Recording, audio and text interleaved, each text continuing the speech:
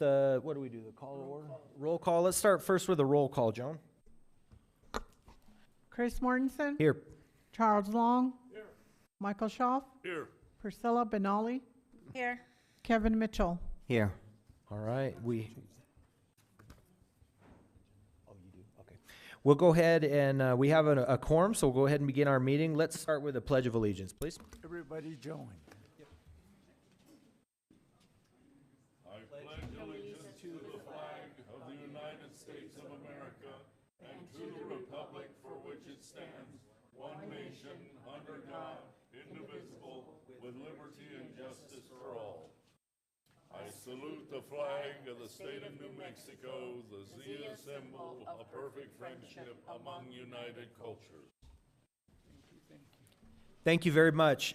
I want to make sure and welcome everybody here. This is my favorite time of year where we have awards, student achievement, and things like that we're able to recognize.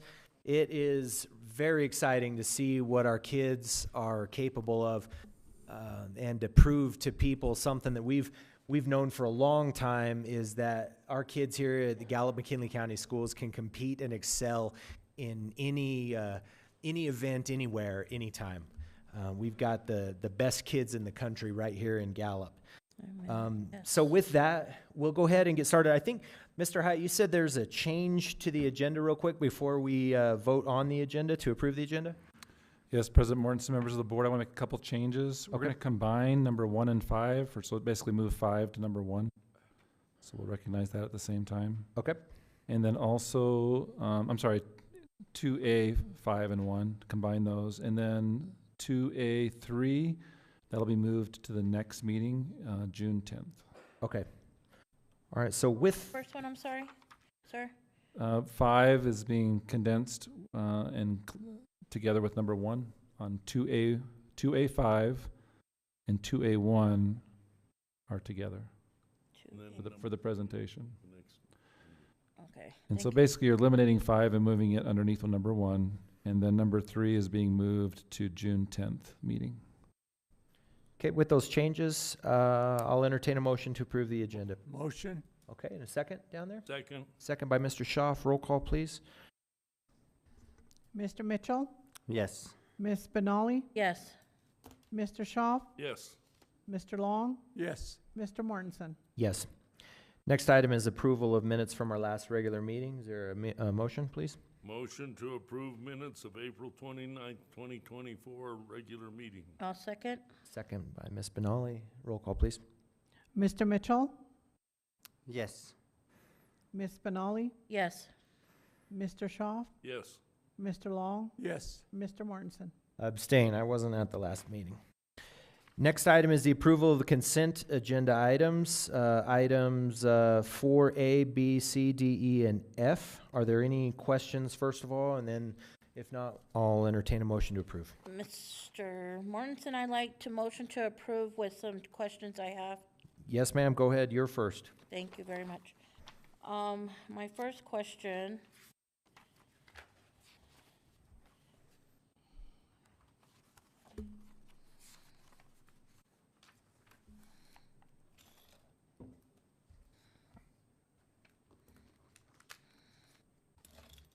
Sorry, sir. Let me find my little notes. On the budget, the financial budget, we have, I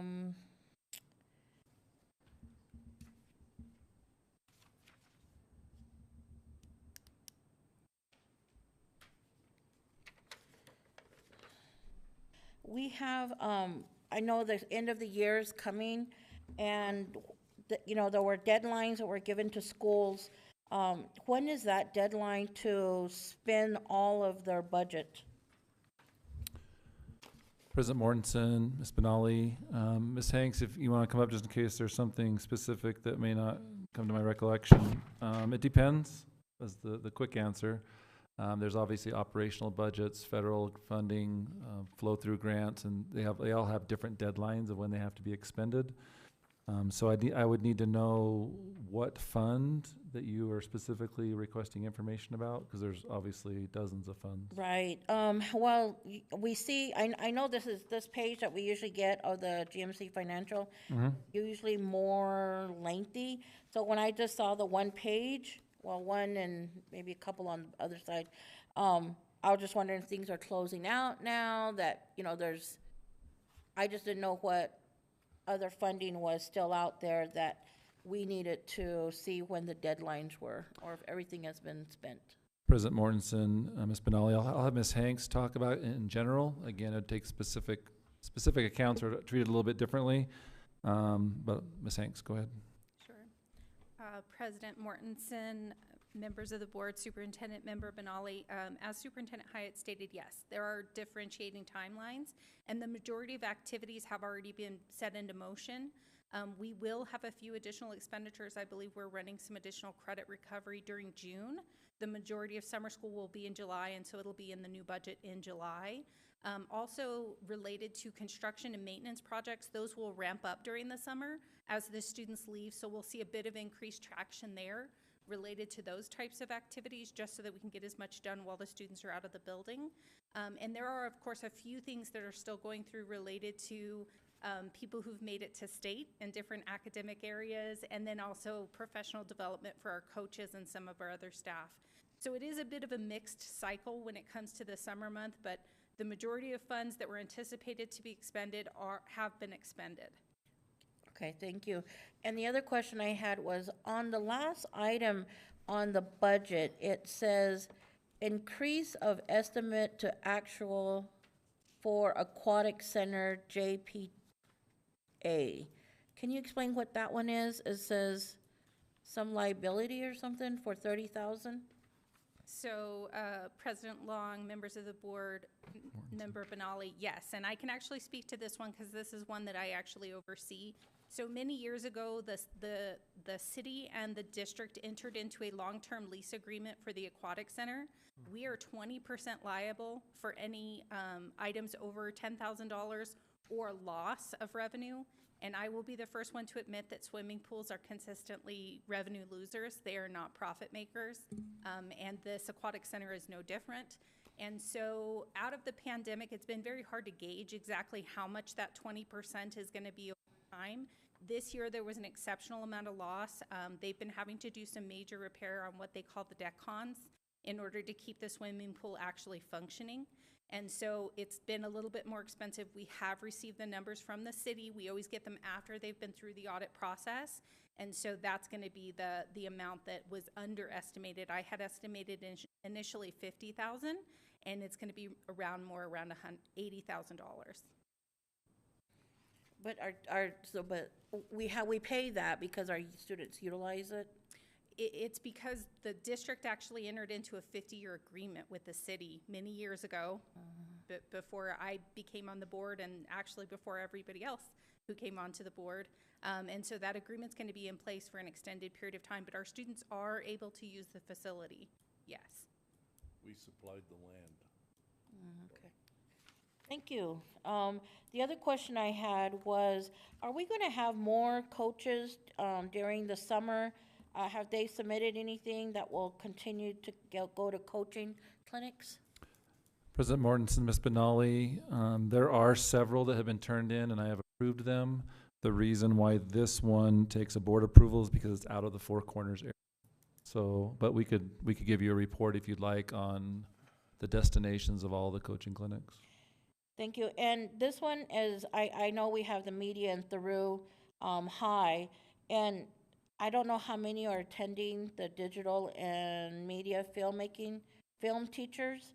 Do you know how many will be attending? Well, Mr. Mortensen, Ms. Benali, they're listed on section B, C1B. All the names of the individuals are actually on there that are going. Okay. So the number is 1, 2, 3. I mean, there's Yeah. probably 10 of them. And let me check. We have the Title III on here. Can you quickly, Ms. Hanks, explain what this one is?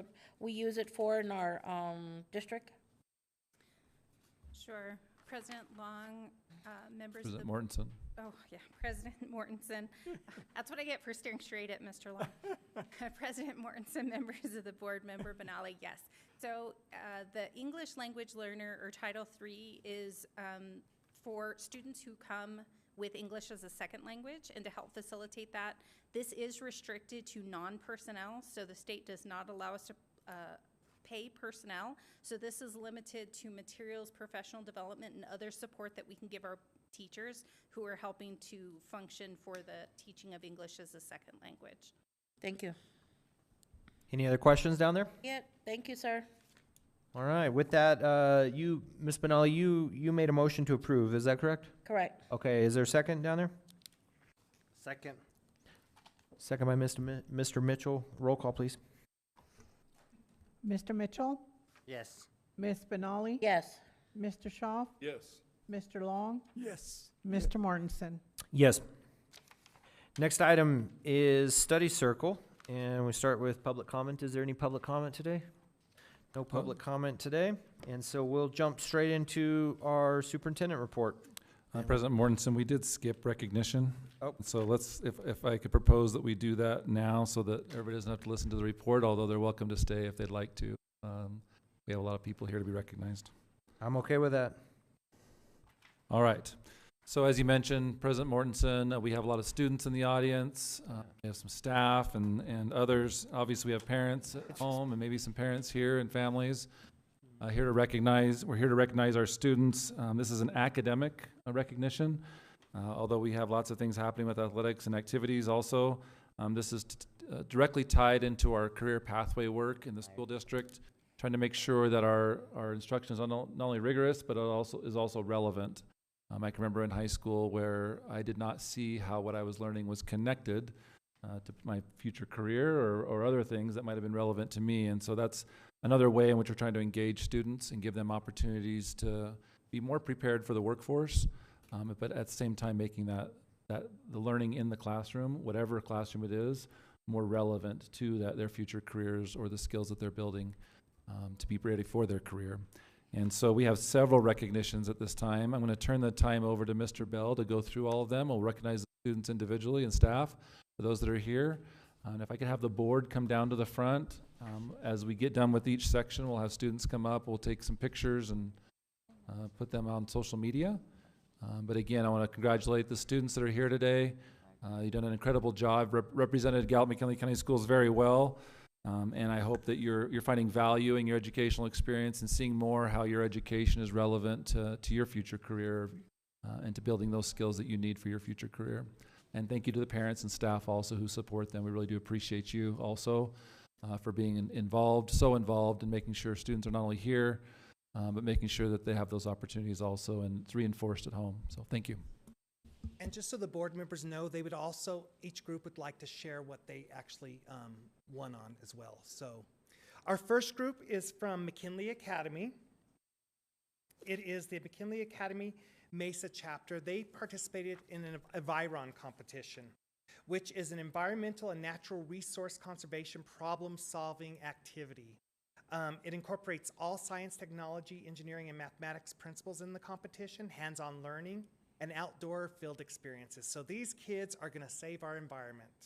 So students are challenged to develop critical thinking skills to create inventive solutions to complex problems in aquatic ecology, forestry, soils, land use, wildlife, and other current environmental issues. So I'm going to call each one of you up one at a time, and then we have a certificate for you plus a group plaque for you as well.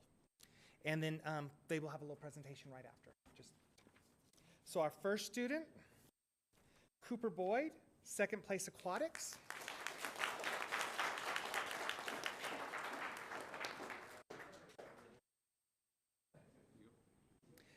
Mia Bagamaspad, second place aquatics. Merles Clemon, second place aquatics. Jose Duque, second place aquatics.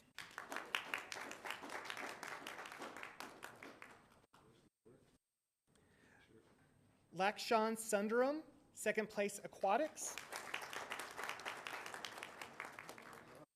My favorite name in all earth, Shrieker Vinagala. Oh, he's not here. It's my favorite name. I like to shriek a lot too. Caden Nez, second place in special topics energy. Not here. Harmony Begay, second place in special topics energy. Any of those ones come? Jade Buffalo Head Ashcroft, second place in special topics energy.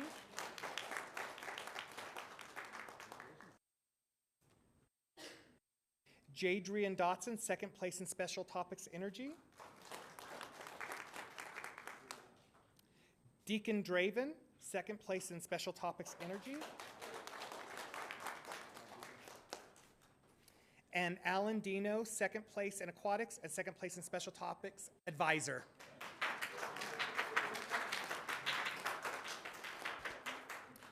And we do have a team plaque for both groups and a plaque for the sponsor. Let's give them another round of applause.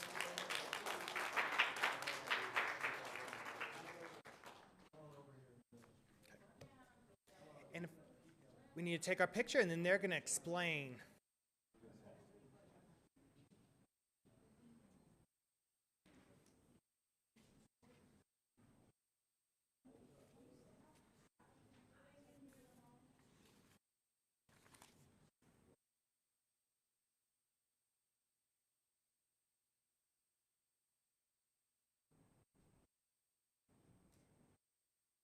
I thought the principal would be up here too.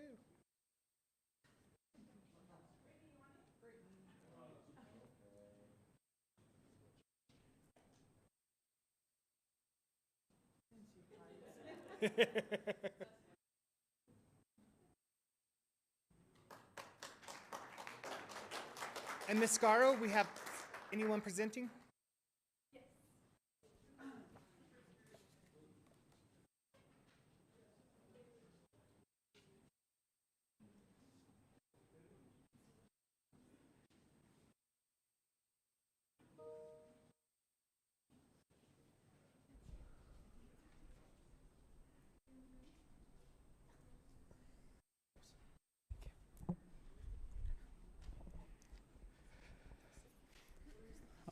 Thank you.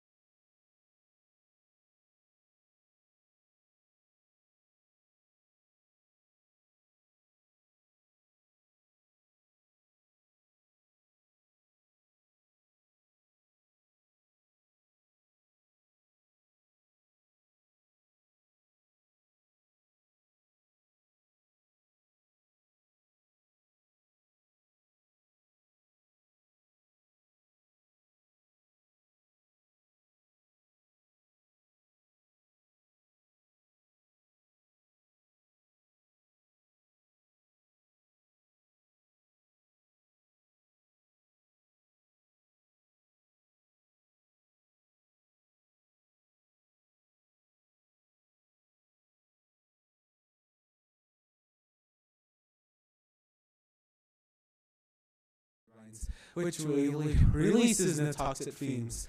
And we also have the animals and wildlife that live there. We have rattlesnakes, jackrabbits, and coyotes. These animals are adaptable, and there's not many, so they're not a huge problem for us when we're doing the land site.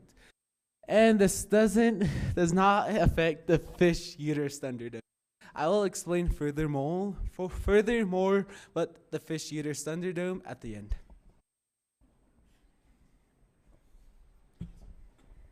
So this is our grants and our / funding.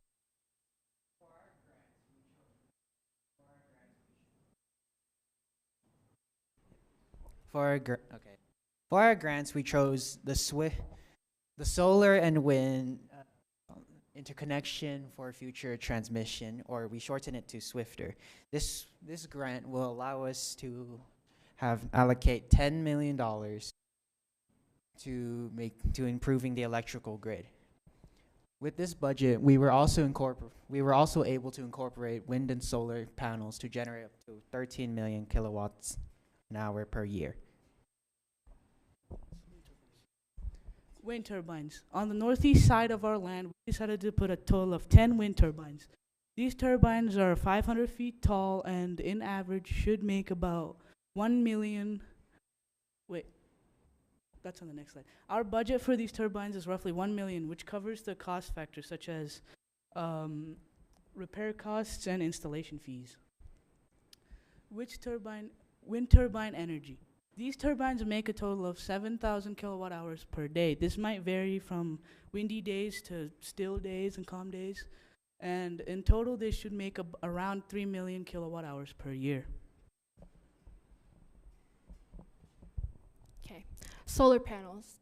On the southeast side of our land, we are putting roughly 500,000 square feet of solar panels. This estimate cost of installing these panels will be $7 million. And because Site 1 is high in solar radiation, this will be our most powerful energy source. And this is just a rough estimate of how much energy this solar panel could give us. So 31,000 kilowatt hours a day and 11 million kilowatt hours a year. And this also depends on whether it's cloudy or sunny, so the numbers could go up or down. Currently, we have used $8 million of our grants. With the remaining $2 million, we were planning to use it for foundations and our battery storage. Because this is private property, we would also have to spend $600,000 on a lease to operate on this property.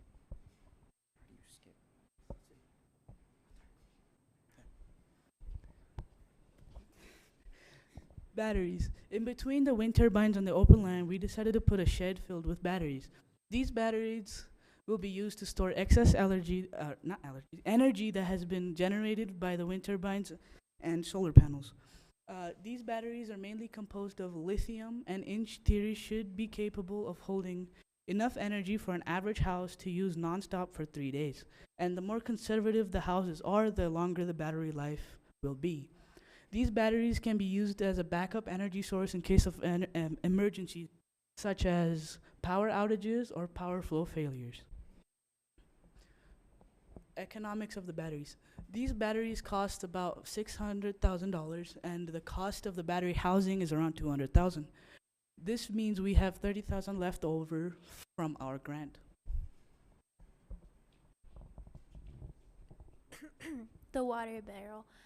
Furthermore, with our Pistachio Boys problem, we have decided to spend an estimate of $300,000 on water barrels to provide them with water during the monsoon seasons. We did this because it established more peace between us. Slow Down Water and Make More Beauty by Seth Hall, who is our soils specialist, water specialist from the Envirothon. In conclusion, we have decided which project to choose. We considered all factors such as environmental, social, and economics. Doing so, we have provided a clean, renewable energy for Otero County. Thank you for your time. And to furthermore on our PowerPoint presentation, Fish Eaters Thunderdome, if we use that within our PowerPoint, we would have given an extra 50 points. So that's why. And do you have any questions at all? No? Well, thank you. This is one of my ex-David Skeet students, Cooper Boyd, just so you know.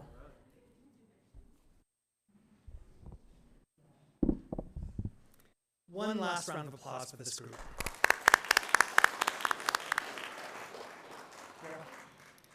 Our next group that we're going to recognize, members of the board, are the students that received the Spanish bilingual seal on their diplomas.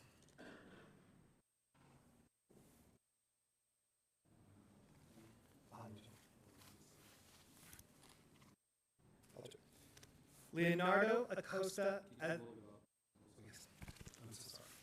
So, just so everyone knows how the bilingual seal is earned. So each of the students takes Spanish in their high school career, they may not, but at the very end of their career, they take a test of their high school career, and it's basically on their proficiency in the Spanish language. All these students passed that assessment. And what that means is it certifies that the recipient is proficient in the meaningful use of the language in college or in their career after they leave high school. And if anybody, or in any language, they're certified if anybody needs translation services in the state. So let's congratulate them before we even crown them. It is not an easy test. It's one-on-one, so it is one of the more difficult tests to take. Our first student is Leonardo Acosta Azumendi.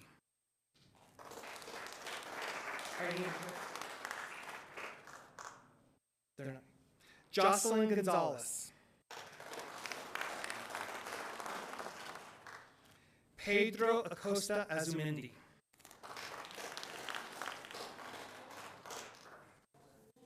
Oh, yeah. Give me 1 second.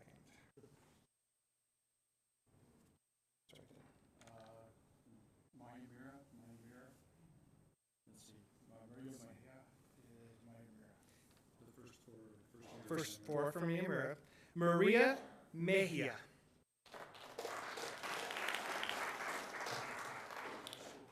From Gallup High School, and Kenya Chacon from Gallup High School. Let's give them a round of applause. For the board members that are interested in the Navajo bilingual, we do not have that data yet, but that will be at a future board meeting. Our next group of awards are STEM Core Staff Recognition for Navajo Technical University and the UNM Gallup and GMCS. And I'm going to turn this over to Cindy Keeler. Thank you.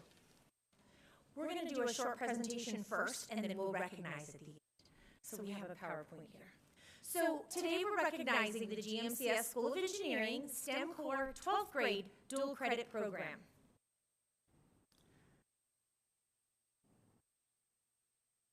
Today we recognize the STEM Core GMCS teachers and NTU instructors for their contributions, dedication, and program. These educators have gone above and beyond to prepare students for future challenges in engineering and have pioneered this program that sets our district apart on a national stage. GMCS is the only STEM Core Summer Bridge program at the high school level. All other STEM Core programs are at community colleges around the country. This is the 4th year GMCS has participated in this program, and it has become the flagship model for 12th grade capstones in the district's Pathways program in Schools of. We're modeling our other health and technology and engineering after the, media after this program. We also recognize our 3 alumni STEM Core students who completed a competitive summer internship with Lawrence Livermore National Labs this past summer. We're excited to announce we have 10 student alumni competing for the same internship at Lawrence Livermore this coming summer, and we hope we hear about the future selections soon. So this collaboration comes in with Growth Sector that approached GMCS during the pandemic, and this really set apart when we were really all online. This program got started in the roots with everyone working together. So we have a couple of representatives from Growth Sector. We have NTU, Dr. Ramoni, who's not with us today, but he is integral. He teaches at NTU, but he actually comes in and teaches all year long. He comes 2 times a week and goes to Gallup High and Miyamura and works with those students. And then we have high school teachers that support the program, as well as Ms. Vereshkina, who is an adjunct teacher with UNMG, and our students take college-level dual-credit math courses. So this is really a collaboration between college level, 2 colleges, high school, and a national nonprofit.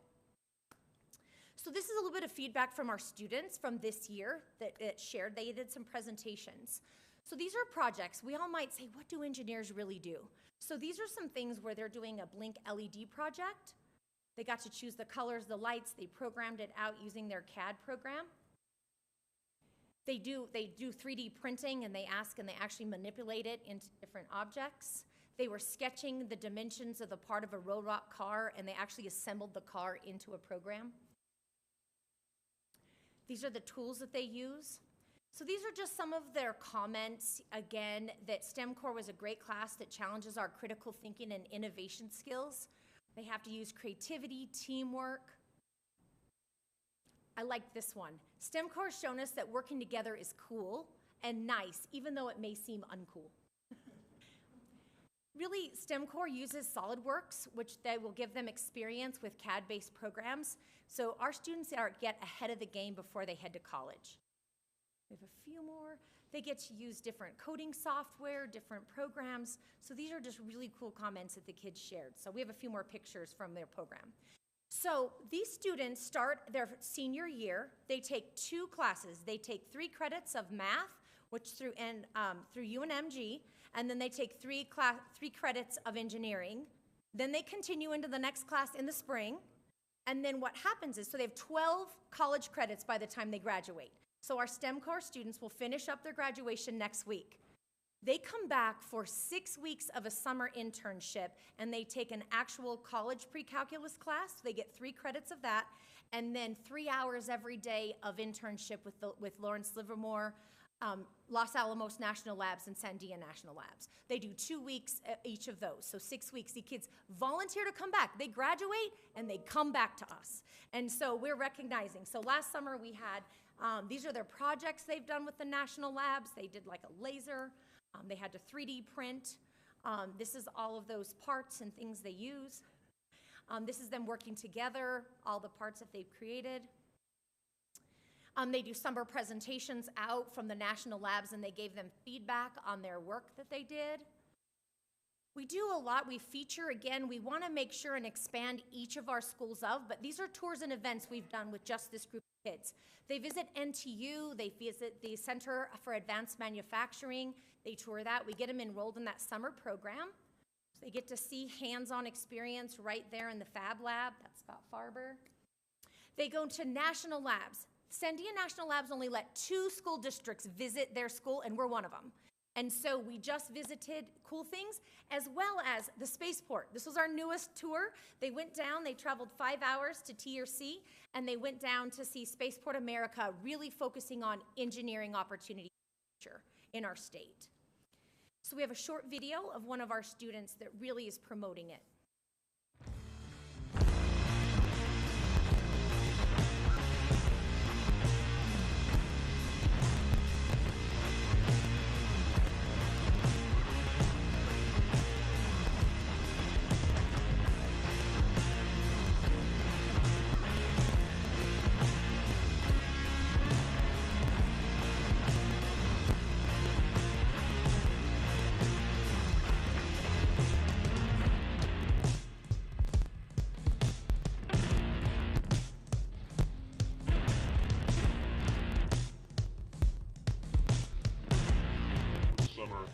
Here at Lawrence Livermore National Labs in Livermore, California.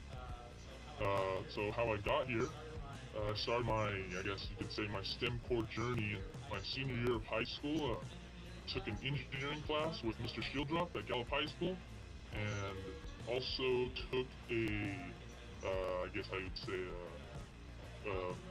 algebra for college math class with Ms. Vereshkina from Miyamura High School.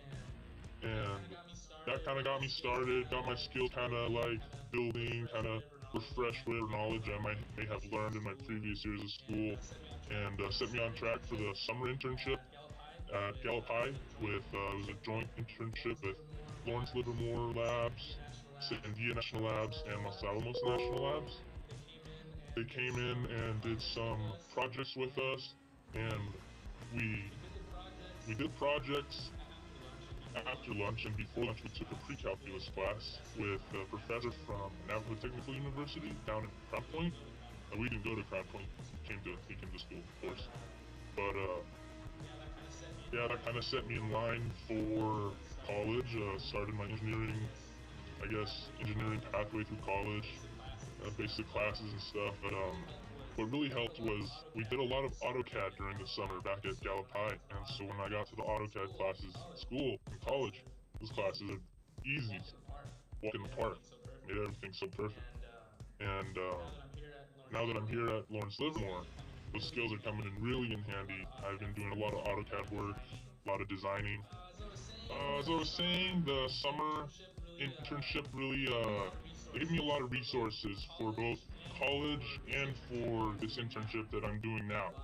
A lot of of course, the math classes set me in line for kind of gave me a little bit of a head start for the math classes that I needed to take. That got me going. A lot of the engineering work, the AutoCAD, that came in super handy my freshman year. They gave me a engineering class that was totally AutoCAD based. It made that class so incredibly easy. And when it came to applying for more summer internships down the road, I reached out to one of the program leaders, one of the growth sector people. His name is Gabe, and he helped me form my resume actually. And I sent that resume over to another representative from Lawrence Livermore. His name is Randy Pico. And just this past fall, or not fall, spring, just this past spring, he called me up and said, "Hey, do you want an internship?" And I was like, "Hey, man, you bet." So that's how I got to here, Lawrence Livermore, and it's all going really good. I'm doing. My mentor is an electrical engineer, but the work we're doing is a lot of mechanical and electrical. So I'm kind of getting a bit of both disciplines. I'm kind of leaning more towards the mechanical engineering side. I do enjoy that quite a bit more than the electrical engineer side, but to be honest, I think that's just because I don't really know anything electrical. It's just kind of... So Colt John participated in the summer internship last summer, and so he was one of the students. He unfortunately was not able to join us today because he's in between classes, in between school and traveling. But we're going to recognize the program, why this is really an important piece, because we're connecting. He's his third, fourth year into college, and we want to make sure that we keep our students moving into the future. So we appreciate and want to recognize our STEM Corps instructors, teachers, and alumni students today that has made this really our flagship program. So thank you. Let's give a big round of applause for our engineering. We will continue to expand to more additional School of Engineering and looking directly with NTU, but we're real excited just to be able to feature this today. Okay? So, from NTU, the Associate Professor of Industrial Engineering, Dr. Abdul Hussain.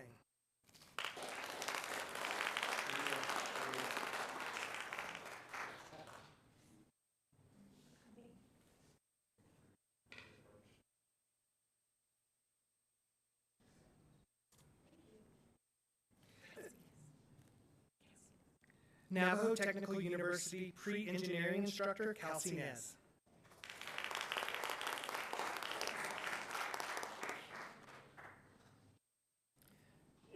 The NTU Associate Professor of Industrial Engineering, Dr. Mansuru Ramoni.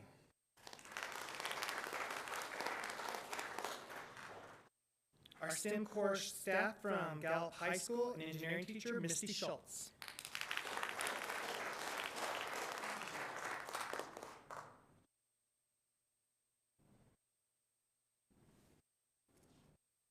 Another GMCS staff member for our engineering program, Eric Schildrop from Emera.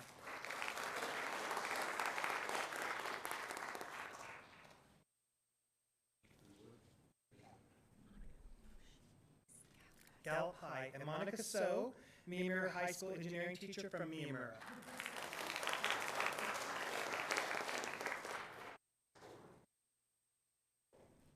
The dual credit math teacher from Miamura and Gallup High, Natalia Verestina Elliott.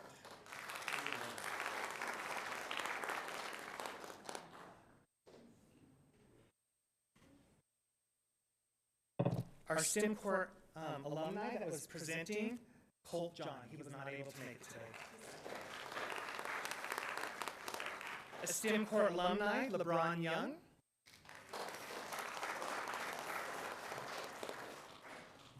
You were from Gallup High, correct? Yes.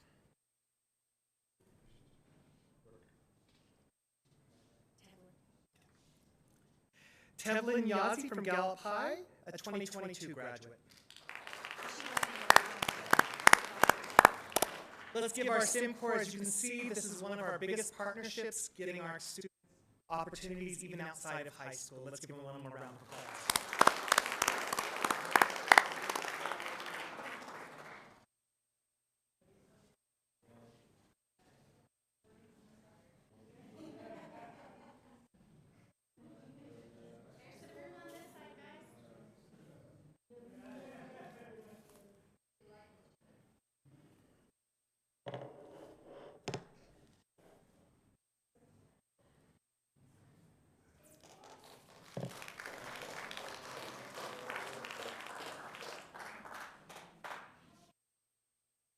We have one more award to give out, and that is for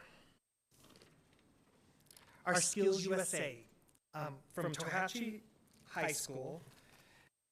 This student was presented in the community service display category, where they actually made a display for community service. Lane Paul, Tohatchee.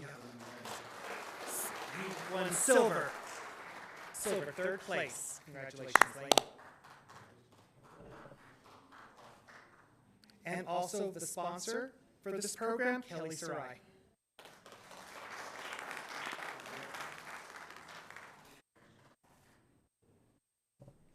Thank you, Kelly.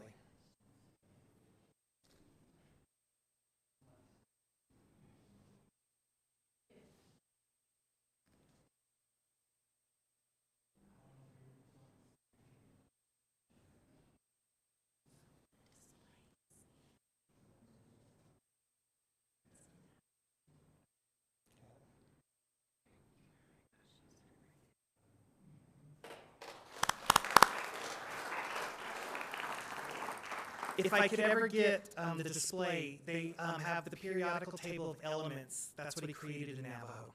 So that's what his project was. And perhaps next time I will get him to bring it to us so we can just see it's really impressive. And that concludes our awards for today. Thank you, members of the board.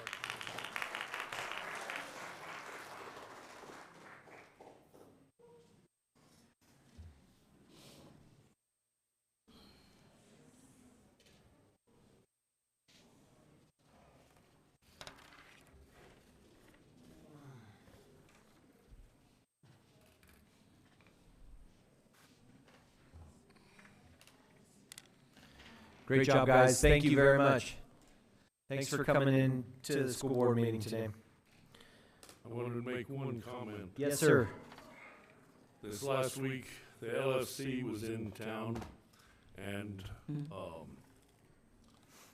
Secretary Cerna from the New Mexico Department of Transportation said they need 400 more engineers for the Department of Transportation. They are short 400 engineers. So this is a great program. We need more engineers. So.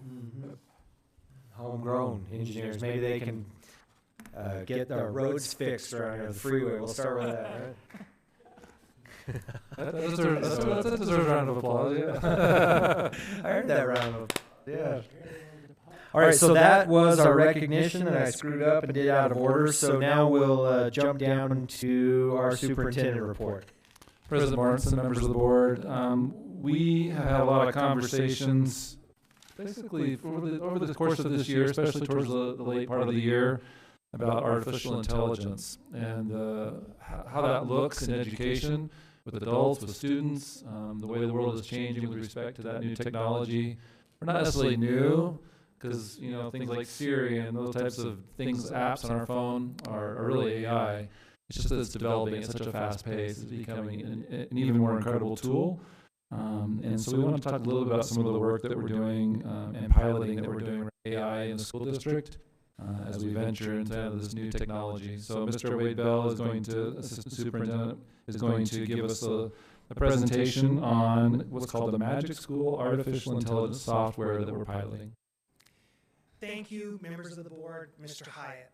So about a year ago, we started looking at different AI opportunities, really because we struggled at the high school level trying to figure out how teachers can combine, if they have an English class, how do you combine English with engineering projects? How do you combine English with a STEM project or a art project or a out of the pathway subjects in schools up. So we were really looking at that.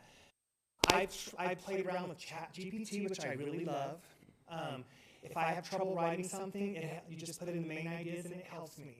But teachers struggle with trying to combine those great ideas from the field. This is what the kids are going to do when they enter this pathway, and what I'm teaching in math, science, social studies, or history. We need to have a marriage. And so this is a first step outside of us writing. We are also writing lesson plans for teachers, exemplary lesson plans that have pathway work built into them. But this is something for the teachers to use where they can pose a problem to the lesson plan software, and the lesson plan software will help them come up with a solution. And so without further ado, I'm going to present Kendi Keeler, and she's going to talk about Magic School Artificial Intelligence. And Arnell Delacruz, thank you. Once again, another presentation. Thank you all.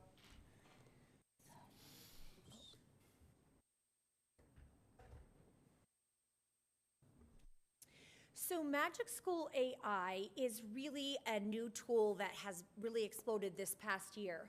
And so this is really their mission, but how we've connected in is to really to bring in real-world connections, lesson planning, SAT-generated questions, etc., to help build and to have our teachers really make their lessons as interconnected with relevance and rigor as we can. So the magic of AI really allows that extra saving time, so teachers aren't lesson planning at home much longer. It can level text. I can put a text in. It could give me different reading levels. We can bring in. It'll just develop your lesson plan for them. So the teachers do the work, but it puts it in, and we're not just spending hours typing. So they bring in all of these tools into one place where we can find, and we're going to show you. So this is our dashboard. They were running a special. We ended up buying this for all of our high school teachers and then one middle school that was connected. We have 268 of our high school and teachers using this, and they have had over 11,000 generations of AI this school year. So when you go in and log in, this is how many times they've searched and done something so far. And we'll show you, break it down. So as you can see, if I go into my Magic School AI, I can go in and I'm going to generate a question, a piece, a chat. And so this is how many. You can see back in July 2023, we had 16 teachers that created their own account, their free account, and they were starting to use it. It ramped up as we were really talking integration. But as you can see, when we purchased it and we did training, April exploded in over 5,000 logins and generations by the teachers. So they were excited to reach out and to use this. As you can see, up until part of May, we have over as many as, over 2,400 so far. Well, you're asking, so what are they searching up? So these are the top tools, which there's several different ones, but the first one is the chat, which is the most, because you can just put in a chat box and you type in what you need. But they have multiple choice questions, the lesson plan generator, informational texts, all the way down to, helping with IEPs, professional letters, report card comments, all the different parts. And so we're going to show you this live, but this is just our data, so you know who's using it. So you can actually save, and so these are some of our favorite tools that our teachers are using. So real world connections. You type in and it'll tell you how to use math in the real world. right? And so unit plan generator, it can help plan your units when you put in. Lesson plans, it can help you write and to correct and to do a better email system. Clear directions, it'll write thank you notes. It can create syllabi. Assignment scaffolders, it can break down your assignments, and so those are tools we can use. And then SAT reading practice tests. So it really does have SAT connected, our tests that our students take at the junior level. So those are just a few that we've noted that people seem to use a lot. And so I'm going to give you an example. So me being a former high school English teacher, and then I'm doing this work in integrations, I took the tools and I created a School of Business 9th grade English Language Arts class lesson plan. So these are the tools that we have. So here at the district, we have YAGs that we have created. So I went into the 9th grade English Language Arts YAG. I looked at quarter 1. If I'm in a School of Business, which is what I connected, I pulled up the first essential standards in the School of Business, which was students will identify different types of business ownerships, sole proprietor, partnerships, and corporations. I took that basic concept. I'm an English teacher. I don't know business, so I'm going to say AI is going to help me. I went in and then I took in my first standards, which was narratives. So I took the first standards right there in our YAG and ELA. I put these two together in this piece under the real world connections. Okay? Sorry, you got to go. So it says, making informed business decisions. So understanding the advantages and disadvantages of different business ownership structures, continuing on. So I said, then how can you give me examples of activities and projects that I can do in ELA? And it told me I could do case studies, I could do a role-playing activity, debates, I can bring in guest speakers. So it gave me lots of different ideas. Immediately. Right, this was right out of that. I just took screenshots. So then I asked the assistant, give me more details how to set up the role play, because I want to do a role play for business in English.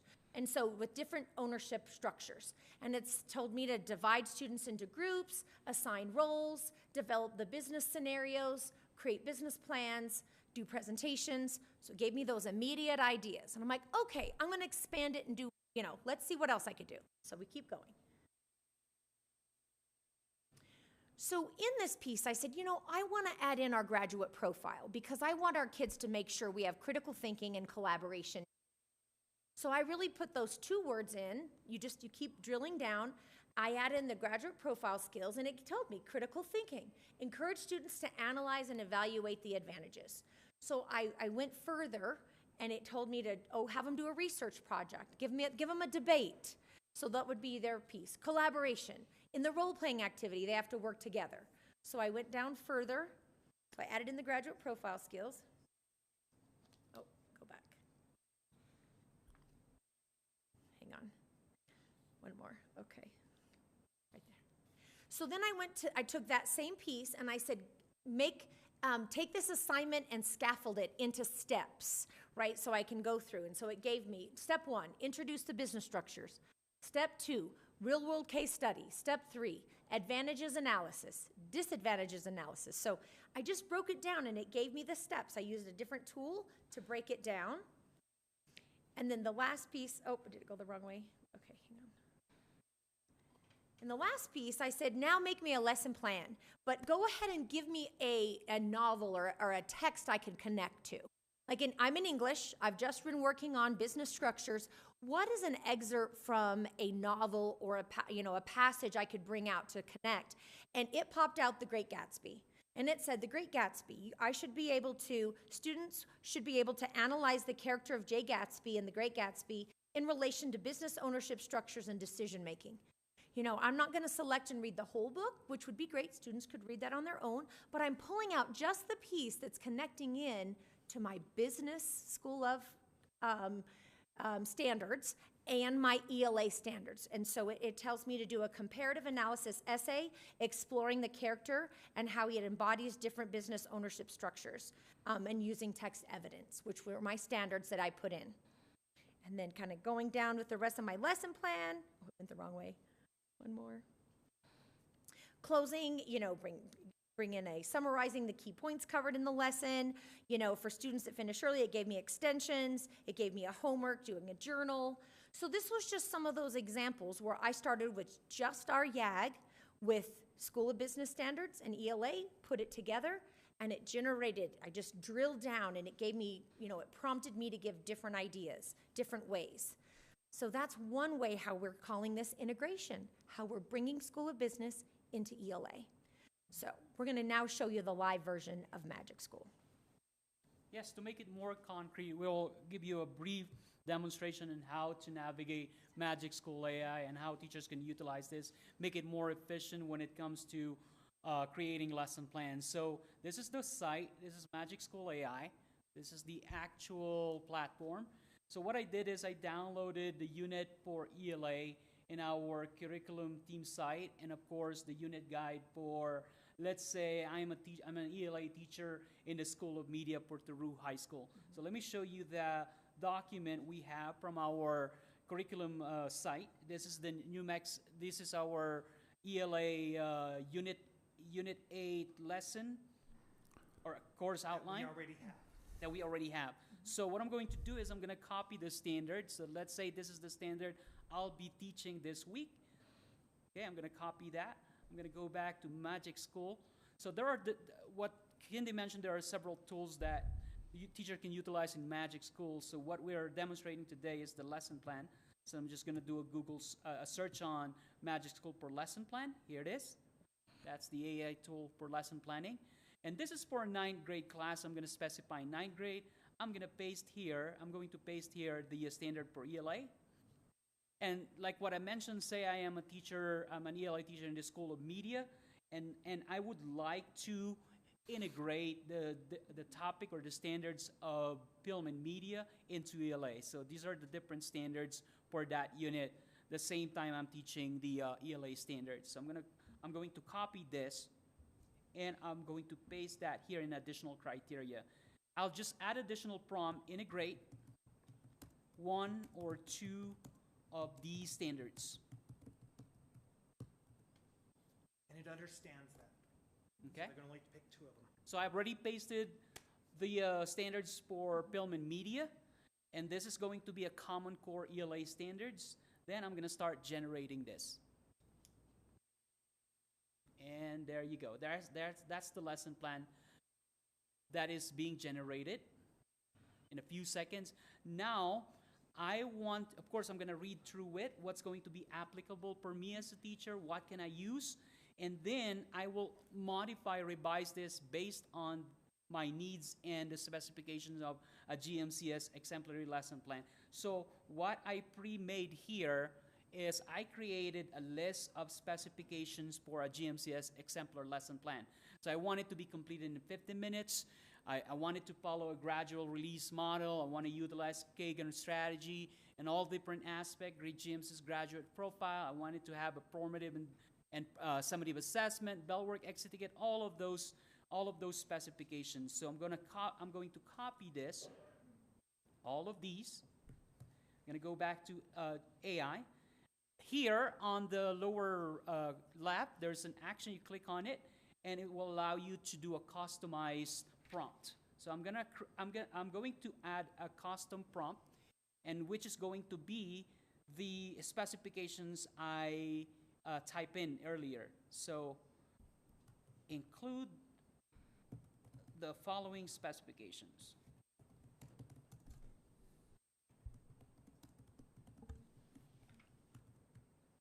Paste that, and I'm going to call this GMCS exemplar lesson plan. Save it, and it's going to send that.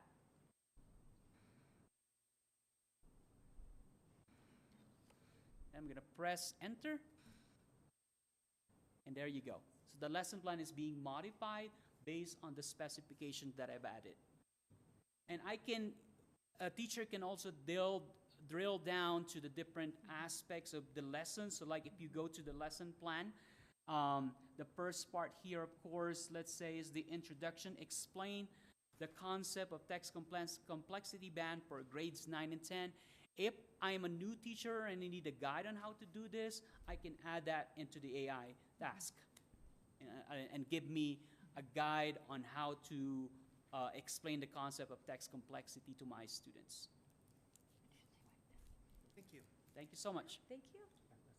So this, again, is just a tool. It is not mandated for anyone to use it, but it is a tool for teachers to use when there are those points that I just don't know how to do this.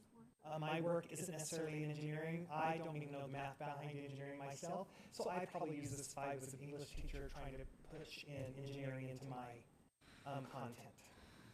Any questions? Questions, board members? I think teachers, oh, excuse me, Martinson, I think teachers wish they had this a long time ago. I did. Yes. But I really would like, I think the last sentence on there when before he pasted, had something about cultural something. And I wanted to kind of see what that brought up on the last end of it. But I was trying to read quickly on the stuff, whatever it was. But I think for me, I would really like to see what the cultural stuff is, language, or if it's bilingual, whatever, something to that effect. But it is very interesting, and I'm glad that now they've developed something to help a little more what our teachers are doing or need help with. I know their time is just precious, and sitting there doing lesson plans is one of the complaints we hear sometimes of our teachers, that we're overloading, and I hope this kind of helps them in that way. And just so everyone knows, we did start piloting this around March of this year, and we did purchase it for the 9th through 12th and one mid-school for next year as additionally to see how this works for us. So who all uses this except is it just the teachers or any? Mainly the teachers right now, but the students also have access that they will be able to ask questions. We're just not ready to roll that piece out yet. No, I mean like other like assistants or the culture teachers or any. In those schools. Okay, so they can like subs. Yes, no, Subs? probably not. No. Oh, okay. You have an account created through us, and so no, we wouldn't. How about if they're like long-term subs? Do we have those? Do we still have long-term subs? Our teachers write those plans for them. Oh, okay. So, absolutely. We do have long-term subs, and that would be an option as well. Any further questions? I've got some questions. Go ahead, Mr. Mitchell, you go first. I was just wondering, what is the time frame? I mean, how much time did they normally take to do a lesson plan compared to if they use this? How much time? What's the difference? Is it a big amount of time that they're saving? You, as you saw, Mr. Arnell, he went into our YAG, pulled the. I'm going to stop right there just to make sure on YAG. YAG is an acronym we use internally in the district, just for those who are watching or others. If you're more familiar with education, it's a pacing guide. And in layman's terms, it's basically when we teach the standards throughout the year, we call it an acronym a YAG, which is kind of a rough word. So we try to use pacing guide to make sure it's a little bit more universally acceptable in the country.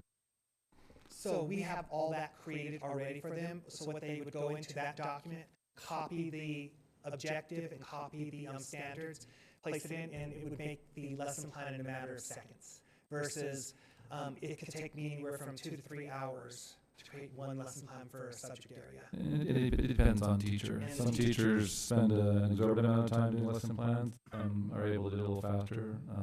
But it's another resource to help quicken it for teachers and give ideas. So. But again, it's only a resource. It is not mandated. Thank you. Any further questions? I'm ready. Okay, so here's my question, Mr. Bell. So, like, there's, you talked about, like, an example where, you're this kind of teacher, but you're making a lesson plan over in this thing, and this can really help you, like, make a lesson plan in something that's unrelated to your area of expertise. But, like, if you do that and you just, like, have this thing puke out a lesson plan for you, like, how are you then qualified to teach that? Like, I mean, when you sit down and develop a lesson plan, that implies you spend some time studying it and you know the material yourself, and so you are therefore qualified to show these kids how to, apply whatever the skill is that you're teaching them. But if you just do this thing, it's like, blah, here's your lesson plan. Like, how are you? I mean, that doesn't make you an expert. No, but we also have conversation times about that with the pathway teachers every single week. So they have what they call PLCs, public learning or professional learning communities, every week. Arnell attends half the schools and Kennedy is at the other half of schools. And as they talk about they discuss what that looked like, and they also have the industry expert in the room with them as well. And I'd like to add, there's a conversation.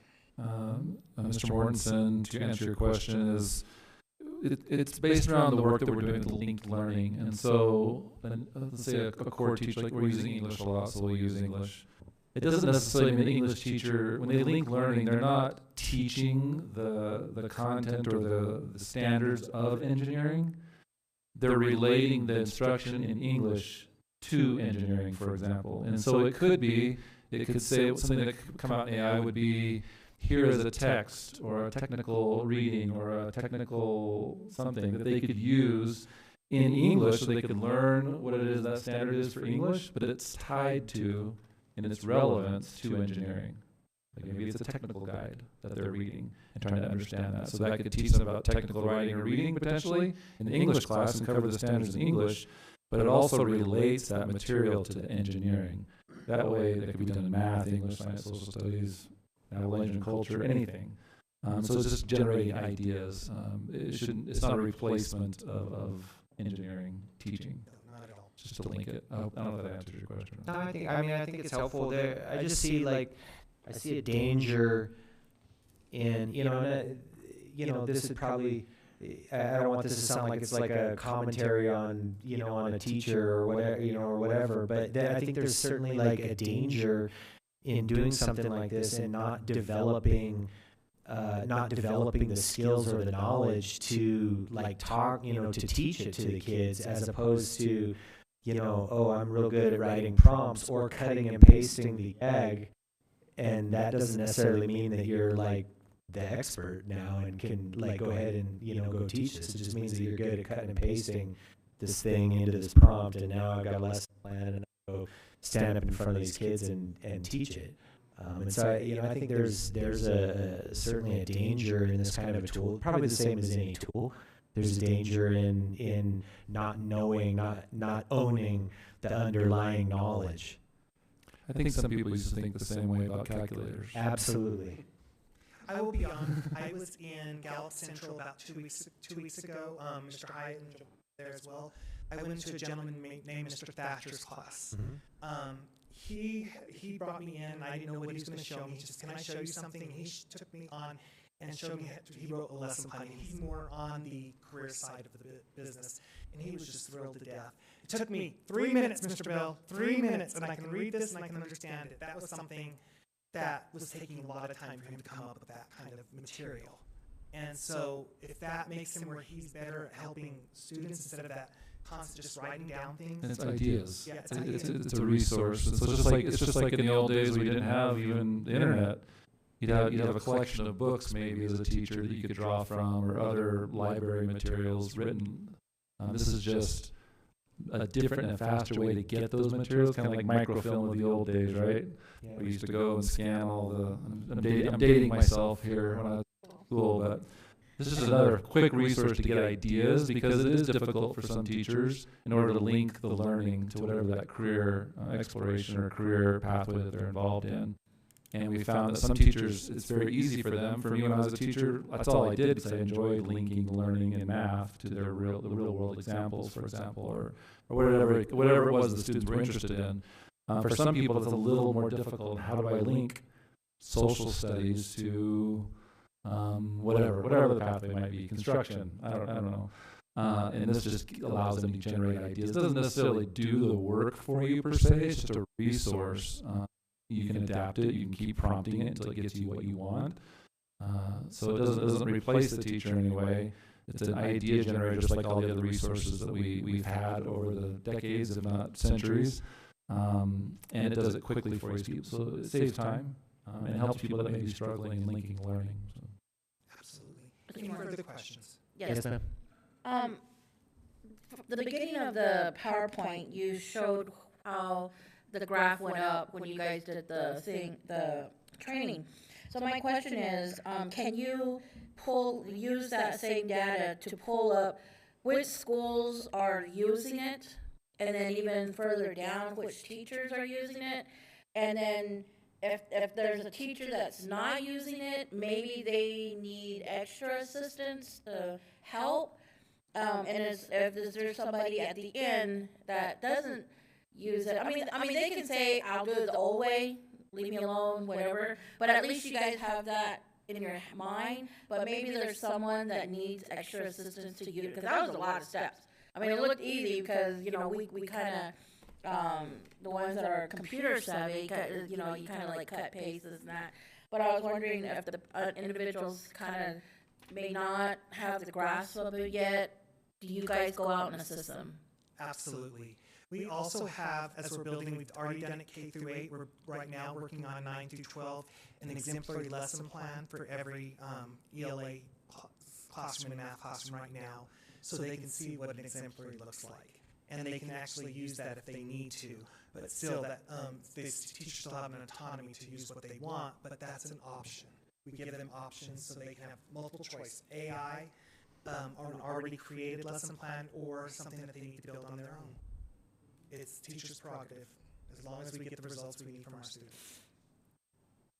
So I know this is a wonderful investment for our school district, but is it a costly one, or is it reasonable? It's very reasonable. Okay. And there's also other free AI. This one's just more geared towards education, and that's why we're looking at it and piloting and using it more. Mr. Mortensen, Ms. Benali, it's again, we're trying to figure things out in a proper way, not only for our adults in our schools as far as their work product, but also for our students too. So we're really a little bit careful about how we go about this. And so, but it'll be available, if we decide to purchase, it'll be available to everybody. And my last question is, and I think, I don't know how my colleagues feel about this, but I would really like to step back and look at our board policy to where we need maybe Andy's assistant to implement some AI guidelines into our policies, because I think with the technology that's coming and the things that we've been hearing and seeing, even through Andy's presentation himself at the Region 1 meeting, I think we need to maybe this summer kind of step back and look at that, and with guidance from our staff here also. Absolutely. Thank you, Mr. Bell. Thank you. Great presentation.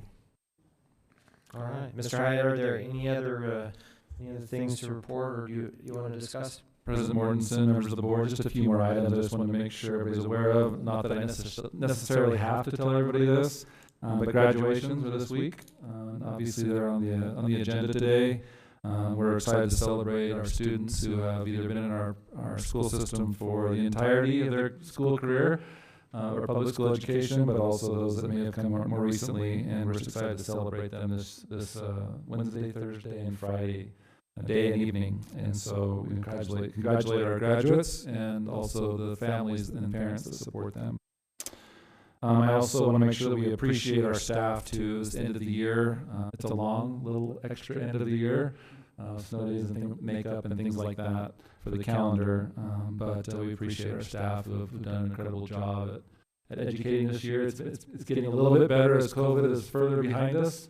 We can see that in our data, especially like our attendance data has dramatically increased. We're kind of back to where we were at least pre-pandemic, maybe for the first time since the pandemic happened as far as attendance.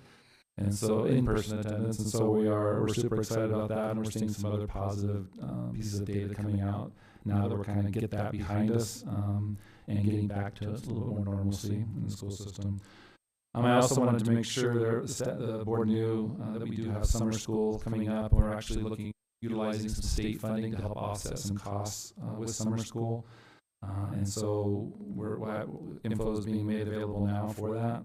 And I also handed out to you our presentation from this last week. As I mentioned, we were presenting to the LFC on topics such as cash balances. They asked us to talk about Yazzie Martinez, maybe the progress of the efforts of the state with, or lack of, depending on where they're at with the Yazzie Martinez litigation, which we're a plaintiff in, and some other questions about performance and other things related to not only the school district but the state of New Mexico. And so For those, many of you were there at that presentation and heard it, or most of it, but I want to make sure I provided the PowerPoint for that. I also, lastly, just wanted to make sure that you knew that our school construction is moving right along. If you haven't been up to Red Rock Elementary soon or recently, it is they are cruising with the construction of that project. I think it was one of the fastest schools I've seen put up, even with some rougher weather in the wintertime. So we're super excited about that school getting completed. Hopefully it should be completed this year. At least the construction of the new building. There will be some tear down, obviously, of the old school. We're also in design, obviously, for many other schools. Thoreau is moving along quite quickly. The Career Technical Education Center that we're looking at on the east side of town. McKinley Academy, we finally picked we selected an architect for that particular project. And we have things moving also with Navajo Pine, Crown Point High and Mid, Gallup High School, and there's probably several others. But there's 10 projects in total that we're working on currently as far as school building construction. That doesn't include all the other projects we have. But with that, that's all I had for the school board today for my presentation. Thank you, Mr. Hyatt. Mr. Mortensen? Yes, ma'am. I just wanted to first say thank you for the presentation with LFC. I think all our staff that were present there, also our board, I think we kind of showed a unity of supporting our superintendent and Giovanna with their presentation. We got a lot of good feedback back from the legislators that were present on the presentation and how well the PowerPoint and the information was provided. So thank you to our superintendent and also to Giovanna for that. And also to Zuni, because Zuni was also there, our colleagues to the south. The other thing I wanted to mention too was, the incident that happened, we all know, in Farmington. And, that was kind of something that I did a sidebar conversation on. And I just want to say thank you again to Superintendent Hyatt and Giovanna for their sensitivity into our culture, and especially to our students and respecting them and their cultural ways of their attire. And thank you so much for, we're excited about graduation. It's a milestone for our children. And we're thankful that we get to celebrate that with them, with all of us being present at different points in the next few days. So thank you. I just wanted to mention those two. Thank you. If I could just emphasize a few things on that topic having to do with graduation and what students wear. In the past, we've had some rules about attire, and there still obviously are. I mean, people have to wear the gown that are graduating and the cap. We used to have some schools that didn't, and I think that's what happened in Farmington, is they weren't supposed to wear, although they weren't supposed to wear anything on those items, but they could wear things underneath or around. It looks like there was some issues up there and some things that were done maybe in a way that created a spectacle. As far as the school district, I don't believe there's any high school currently that has any rules against obviously anybody can wear traditional wear.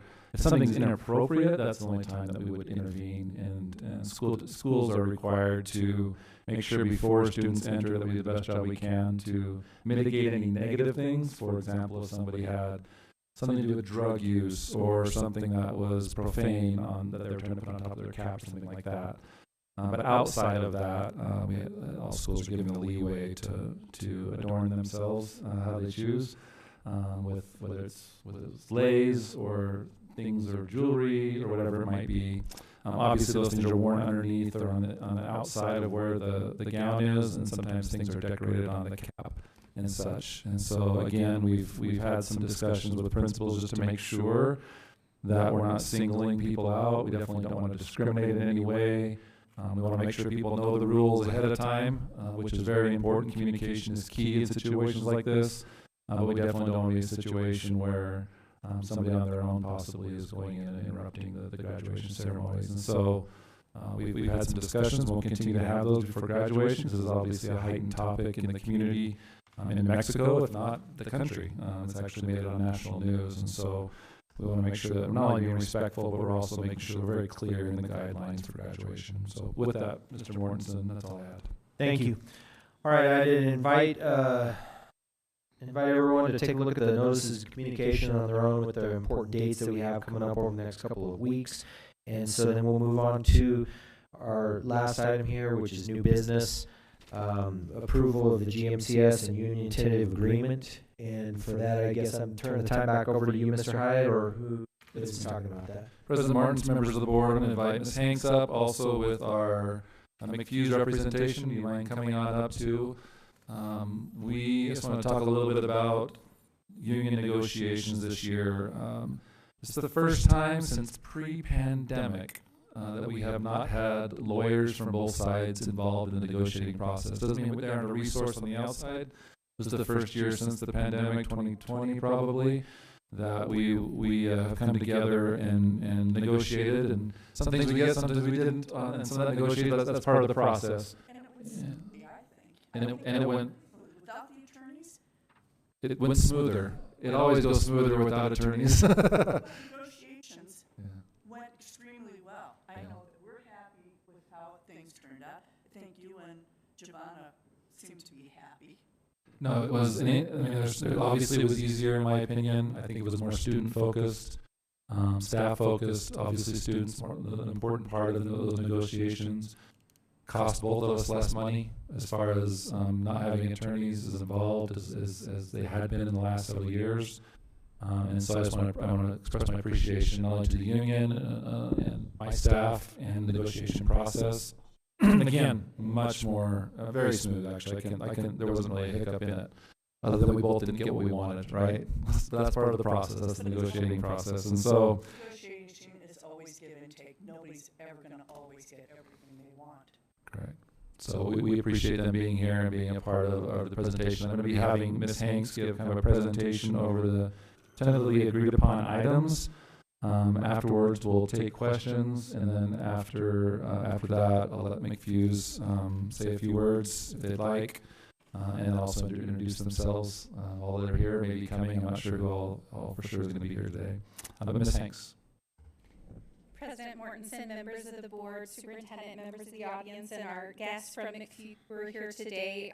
As was mentioned, we had a fairly good and robust negotiating session this year. We did do calendar. Calendar was out early. That was a priority for both participants of the team, both GMCS and McFuse. We really appreciate that focus because it helps our students, our parents, and our staff to plan out what they're going to do during the summer, and that has been posted in draft form. And McFuse was very nice in agreeing for us to put that forward prior to formal ratification and approval by the board. Also, the 3% increase, as many of you were at my presentation to the LFC, I'm very disappointed in the amount of money that was given to schools this year. I'm hoping going forward they do a much better job of actually calculating what schools are going to need in order to make sure their budgets hold. This year we were approximately $3.5 to $4 million short in just maintaining and meeting, and our priority in any of those cuts was away from the classroom. Planning time. I want to make sure they underfunded us. They underfunded us. That's correct. So when they pass legislation, they don't fully fund the legislation, and/or pass legislation that's been passed, they stopped funding that legislation because it was below the line type funding or not built into the formula. So one of the most glaring underfundings from this past session was the legislature's lack of commitment for parity for our heritage language teachers, which is at $50,000. We're very grateful for that parity they put forward. However, they're no longer funding it. So that, among other things that were kind of misestimated within the budget pretty dramatically, has led to many school districts having trouble in balancing their budget this year. The planning time that was brought forward by the union and went back and forth, I think we came to a good collaborative agreement on that. This is Article 45. Article 45. I'm sorry. Which one are you on? The first one? Article 45 or? The planning time?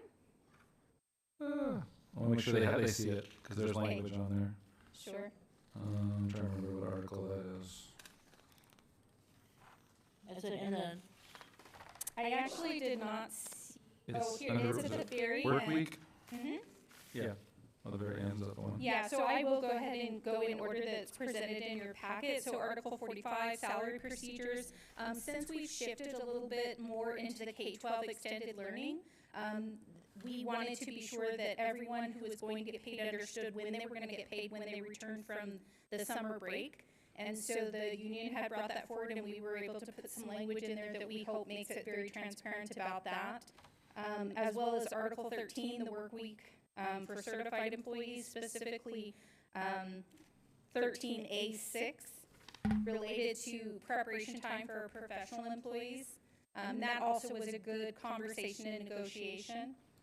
Can we talk a little bit about, make sure that's clear too, is the language added on Article 13 basically works to provide as much time as possible for teachers in preparation of their classes, yet gives some flexibility. It's really just stronger language, trying to make sure the spirit of that particular article is more clear to everybody, but also still gives the allowance for emergency type situations.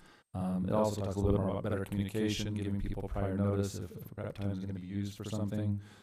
It's more clarifying language. I think it just makes it better for interpretation purposes.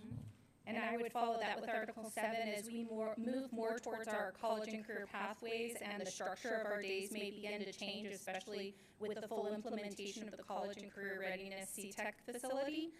It also looks forward in looking at what that may look like as we move to a different type of scheduling.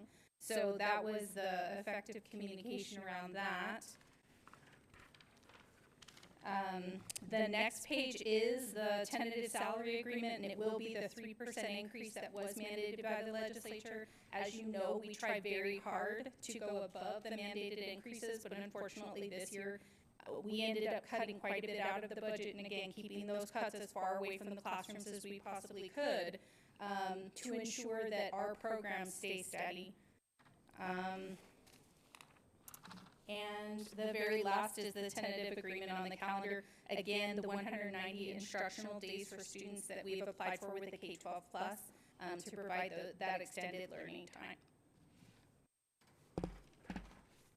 And Deanna, would you like to introduce your team and provide a few words? Hi, good afternoon, board members and Mr. Hyatt. Thank you for having us today. I'm Deanna Krask. I teach English at Crown Point High, and I have just been reelected as McHugh's president. I also have here in attendance Kelly McFerney, who is our vice president. She teaches at Red Rock. And then Mayan Taylor is our outgoing treasurer. She is a LIDS teacher at Del Norte. And they are all part of the negotiation team, as well as two other teachers who are unable to attend today. Great. Thank you. Thank you for being here. Anything else you wanted to add? No, I mean, I was pleased. The thing we had with the prep time is, in some schools, some teachers were being called out 3, 4, 5 times a week during their prep. Where prep time, you know, we're supposed to be able to grade papers, contact parents, work on lesson plans, and things like that. At the high school level, I know, at least in my school, every Tuesday, I have a meeting with the School of Engineering and the School of Health for 10th graders, because I teach 10th and 12th grade English this year and again next year. And that's already scheduled in it. But it's like when you get called, you got an IEP meeting, you got this, you got that. And so we wanted, well, we know that Mr. Hyatt would be fine. One of these days, he may decide to retire on us, and we wanted to make sure that the language is in there so that whoever may come up next, we're not going back through this again. So we appreciate that. While we would have liked, last year we got 12%, 6 from the state, 6 from the school district, and while we would have liked to have gotten that, we also understand that the state legislature blew it. And we also went to the negotiations last year and again this year. While it's an employees union, we have kids in our classrooms all day long. The seniors from my school who are graduating on Wednesday, I've had, since I had to transfer from being a librarian to an English teacher, I've had them for 4 years. These are our miniature families in a sense, whether we teach at the elementary level or the secondary level. These kids mean a lot to us. So we go into negotiations. It's not just about us, but it's all of these kids. My kids graduated from Crown Point High, both of my younger kids. We come into it looking at the whole picture and not just us. So, you know, we're glad that we were able to do this. Knowing that the most difficult thing that we negotiate every year is the calendar. Just because there's so many things from the state and PED and everything else, we started, Kelly and Mr. Hyatt started negotiations on that in February so that we could get this out for parents, for our teachers who like to travel, who are going back to the Philippines, whatever. Everybody wants to know those schedules, including me. When can I go do this and do that? So we got started on early to make sure that that was done in time, that we're not dragging this out still till August like has been done in the past. So we are grateful that Mr. Hyatt and Ms. Hanks were there and willing to jumpstart on that calendar early and to get it out to all of you. So thank you. And I would add thank you, President Krask. We appreciate you, and also not only calendar, but contracts.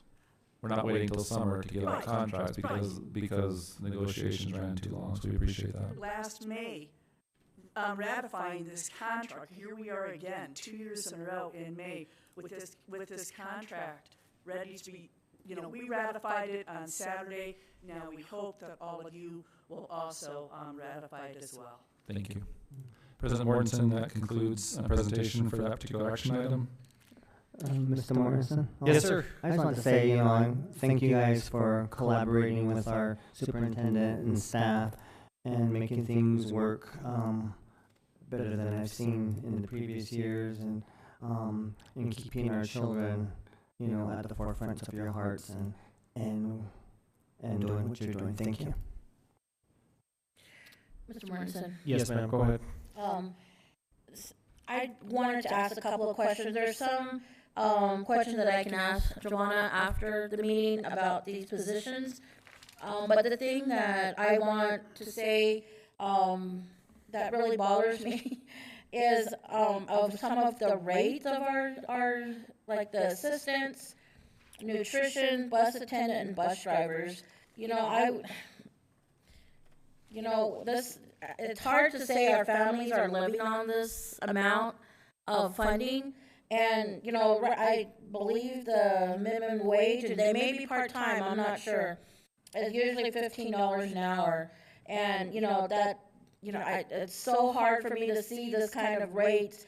And if we could improve on that, I know, these are just my wishful thinking for our staff. But, if we can make some adjustments in the future and continue to have our staff living a little, instead of, this is so hard, it hurts my heart, but I do understand the negotiations, and I do appreciate the collaboration of all of you guys working together. The other question I had is we do know that the superintendents of New Mexico and some school boards are suing the state because of the 4-day week and then the 180 days. So I just wanted, I know Mr. Hyatt, I know we've talked about this before, but our calendar is 180 days, correct? President Mortensen, Spinelli, it's actually 190 for students, 194 for staff, or for most staff, not all staff. Some are longer than that.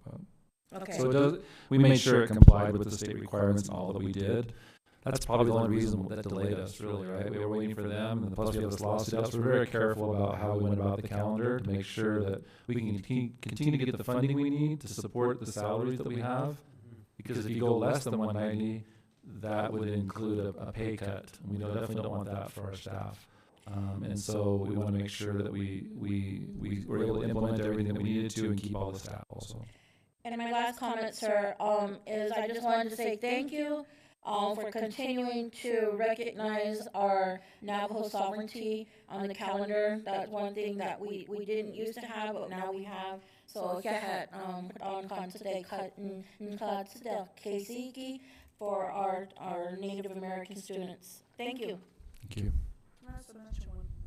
One of the things we started doing this year as McFuse is in the past we've just talked to our dues paying members.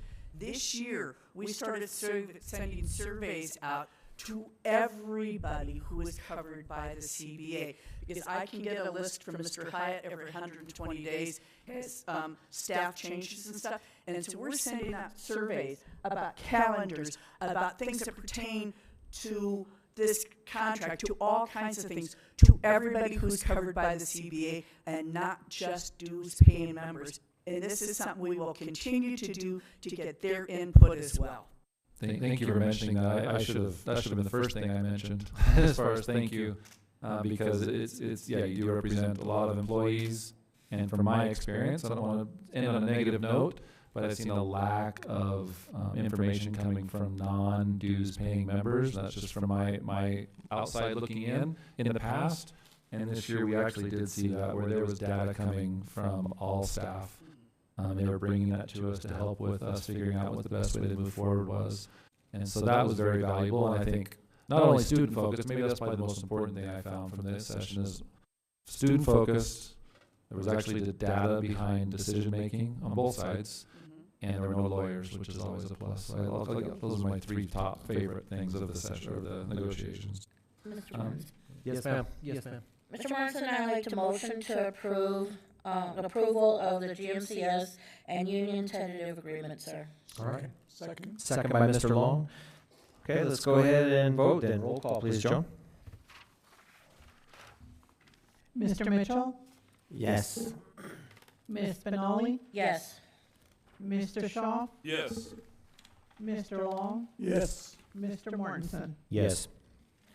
Ms. Hanks, I expect next year with these negotiations, get the thumb screws out a little bit more and put some pressure on the union. We want to have Mr. Schaaf's birthday on the calendar.